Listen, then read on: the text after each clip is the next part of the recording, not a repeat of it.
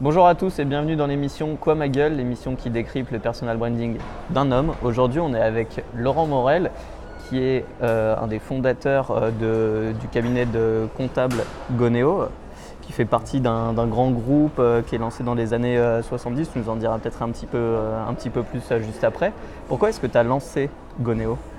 Alors l'idée en fait initiale de Goneo, effectivement, c'était vraiment de pouvoir simplifier en fait la création et la gestion d'entreprise pour les TPE et les freelances. Okay. Donc ça c'est vraiment l'essence même en fait de notre réseau et donc plus particulièrement de Goneo sur Lyon. Ouais. L'idée en fait sur lequel ce dont on s'est aperçu finalement sur le marché de l'expertise comptable, c'est qu'en fait on avait beaucoup de cabinets qui étaient axés sur des PME et des grosses boîtes, mais qui n'arrivaient pas en fait à trouver effectivement une offre adaptée pour les TPE créateurs d'entreprises. D'accord. Et donc nous, en partant de ce constat, on en a fait finalement notre force au niveau effectivement de notre cible. En fait, une des raisons principales dans l'expertise comptable qui fait que c'était en tout cas compliqué à l'époque et plus ça va, plus c'est simple à gérer, c'est l'aspect on va dire production comptable avec de la saisie comptable qui prenait beaucoup de temps. Et ce qui fait que pour une personne toute seule dans son entreprise, elle n'était pas forcément prête à mettre 3-4 000 euros par an, par exemple, dans un cabinet comptable, même si c'était le temps et le coût qui était réel à la fin. Donc en fait, par rapport à ça, on a développé des outils qui nous ont permis justement, et on pourra y revenir, mais qui nous ont permis effectivement de pouvoir baisser le coût de production et de permettre justement d'avoir un coût de production qui soit effectivement acceptable pour nos clients et en plus de ça de pouvoir aussi avoir du service à côté et du conseil avec cette libération de temps finalement sur la production. D'accord, ok.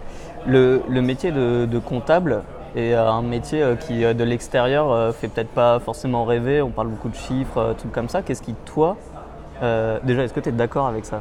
Je suis complètement d'accord avec ça et je partage complètement effectivement cet avis sur le fait que ça ne fait pas rêver de l'extérieur et moi je ne fais pas ce métier en fait, je ne fais pas ce métier-là justement pour les chiffres non plus, contrairement à ce qu'on peut croire.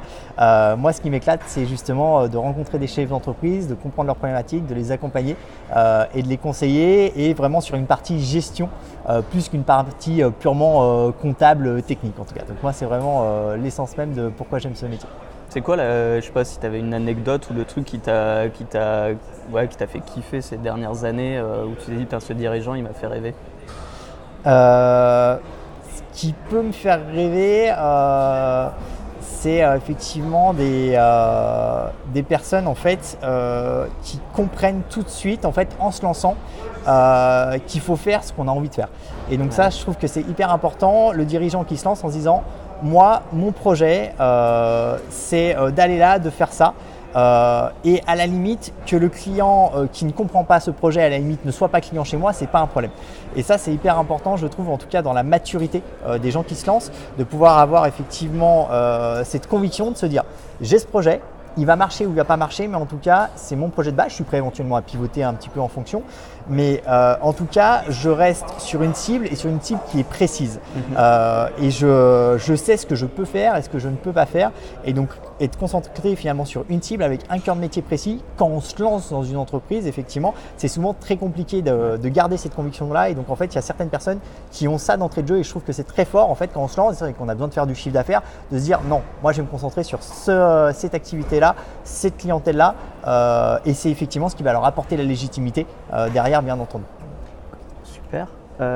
Comment tu vois ou comment tu ressens la relation quand toi tu parles, même si ce n'est pas les chiffres le plus important et c'est la relation humaine, des fois les entrepreneurs ils n'ont pas forcément de grosses rentrées d'argent, c'est peut-être compliqué pour eux. Oui. Est-ce qu'il y a un moment où c'est compliqué de gérer cette relation quand ça ne va pas forcément pour le Exactement, ouais. Ouais, c'est compliqué. En tout cas, on a un rôle, au-delà du comptable, très souvent, quand on est tout seul et on est freelance dans son entreprise, le seul fournisseur qu'on a, c'est le comptable.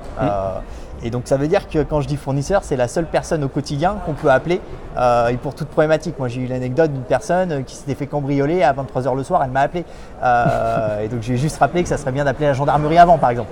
Mais dans l'idée effectivement, on est vraiment beaucoup plus finalement que le simple comptable au quotidien. Pour revenir effectivement sur ta question, qui était Le côté humain, effectivement, dans où il y aura le des côté financier, difficultés. un peu de difficulté. En fait, effectivement, là-dessus, c'est compliqué à gérer parce qu'en fait, c'est un rêve, entre guillemets, ou une projection. On met beaucoup d'attentes en tant que chef d'entreprise dans sa boîte quand on se lance. Et c'est très compliqué, effectivement, quand au bout de 6 mois, 1 an et demi, ça ne fonctionne pas, ça ne décolle pas et qu'il faut effectivement qu'on acte le fait qu'il faut stopper. Ouais. Donc nous, on est là effectivement pour leur dire et effectivement pour les accompagner là-dessus et de se dire c'est pas tant un échec nécessairement, c'est peut-être qu'effectivement il y a un problème de positionnement ensuite, mais en tout cas c'est toujours une aventure qui a à vivre et cet échec-là en fait, il va permettre de rebondir demain.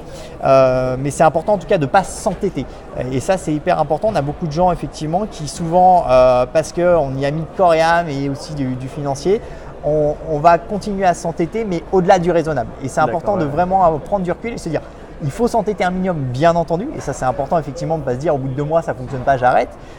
Mais il faut aussi, de temps en temps, prendre du recul pour se dire, là, effectivement, je vois que j'y suis pas. Donc, soit, effectivement, je repars sur autre chose, soit, en tout cas, effectivement, il faut changer des choses par rapport à ça. Super. Et comment est-ce que tu te projettes, toi, personnellement, dans les 10 prochaines années avec tout ce qui se passe? Tu parlais des outils, il y a l'intelligence artificielle qui arrive, donc vous allez peut-être pouvoir en intégrer dans vos outils. L'innovation est partout. Oui. Comment est-ce que tu te projettes dans les 10 prochaines années? Alors, dans les 10 prochaines années, l'expertise comptable, le marché globalement va complètement changer. Il faut savoir qu'il va y avoir beaucoup de cabinets qui vont fermer, clairement, parce qu'effectivement, tous les cabinets qui ne vont pas s'adapter aujourd'hui à l'ère du numérique, de l'intelligence artificielle, du machine learning et la mise en place d'automatisation dans la production, dans, à mon avis, 5 ou 10 ans, ça va être très compliqué pour eux. Nous, on a la chance effectivement d'avoir développé un outil qui s'appelle Time. Cet outil, effectivement, nous permet de mettre en place effectivement toute cette automatisation. Ce vers quoi on va tendre, en fait, alors ça sera soit un cabinet d'expertise comptable, soit finalement une fintech qui va le faire, c'est d'arriver sur un bilan en automatique qui est fait de A à Z.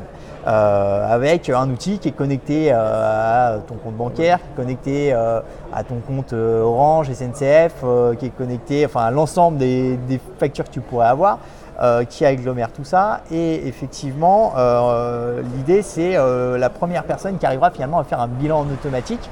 Et donc l'orientation de la profession demain, je pense qu'on va tendre vers des vendeurs effectivement de soft pur, qui auront éventuellement un service après-vente qui sera entre guillemets le conseil, ou en tout cas en plus. Donc en fait, demain, je pense qu'on n'aura plus du tout de production en tant que telle au sein du cabinet, mais qu'on sera juste des conseillers avec des outils pour pouvoir traduire éventuellement ce qui est sorti par les outils. C'est la production qui n'a pas de valeur ajoutée, elle est faite par la machine. Et le conseil et l'analyse, elle est faite par l'humain. Exactement, tout à fait. Et comme ça, on garde l'humain au centre. Et on garde l'humain au centre exactement de la relation. Tout à fait. Super. Dernière question. L'émission, c'est quoi ma gueule? À part Johnny, à quoi ça te fait penser? Et ça me fait penser à Johnny en fait, mais tu dois le dire, on doit toujours te le dire.